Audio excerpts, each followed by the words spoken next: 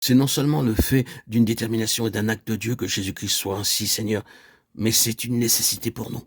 C'est notre besoin le plus pressant. Nous avons besoin que le Seigneur Jésus soit vraiment le Seigneur de tous.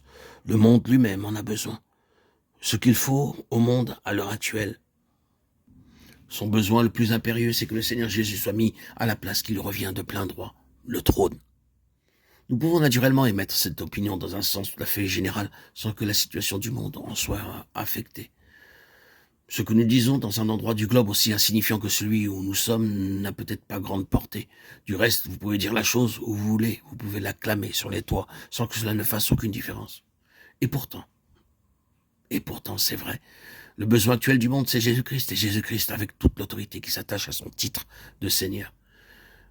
Mais nous y arrivons, Dieu fait tout converger vers cet objectif-là. Oui, c'est lui qui tient le monde et tout ce qui s'y passe tend vers ce but. Jamais encore le monde n'a été dans un état pareil. Nous sommes unanimes à reconnaître ce qu'il y a d'infiniment sérieux dans la situation actuelle. Savez-vous que les établissements de ce monde ont toute la raison d'être et toute l'ambition est d'avoir de l'argent, de manier de l'argent, de posséder de l'argent? Auriez-vous jamais pensé que de tels établissements pourraient en venir un jour à redouter la seule pensée d'avoir de l'argent entre leurs mains, si bien que les banquiers aujourd'hui n'ont que faire de l'argent qu'on leur propose? Ils ne veulent pas de votre argent, ils ne savent pas qu'en faire, ils ne veulent pas accepter la responsabilité de son placement.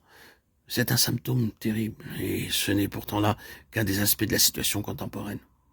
On distingue dans les dessous du monde le grondement d'une sourde ébullition. Ne se sent-on pas quelquefois comme au bord d'un terrible volcan qui peut à tout moment entrer en action et entraîner de nouveau toutes les nations dans la plus terrible catastrophe?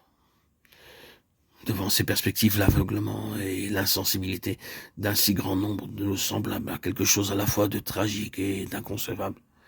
Si récemment encore on criait la guerre pour tuer la guerre, et maintenant le monde donne tête baissée dans quelque chose de pire que ce qui a jamais existé.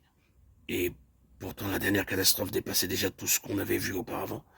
Les choses en sont là.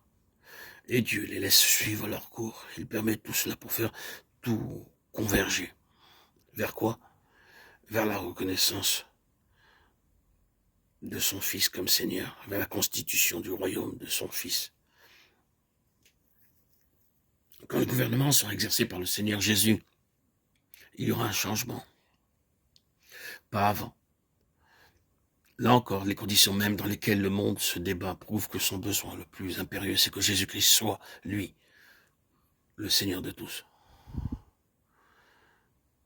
Mais c'est nous-mêmes aussi, personnellement, qui en avons besoin. La convertie en a besoin. Si vous n'êtes pas sauvé, c'est cela qu'il vous faut. Que le Seigneur Jésus soit Seigneur de votre vie et dans votre vie. Vous avez besoin de lui pour vous sauver. Mais oh, ce qu'il vous faut surtout, votre besoin le plus urgent, c'est qu'il exerce son autorité de Seigneur, qu'il ait la direction, que toutes les rênes de votre activité soient entre ses mains, qu'il exerce, lui, le gouvernement, et qu'il fasse ainsi venir dans votre vie son règne de paix, de puissance et de gloire. Ce qu'il nous faut, en deux mots, c'est qu'il soit Seigneur de tout.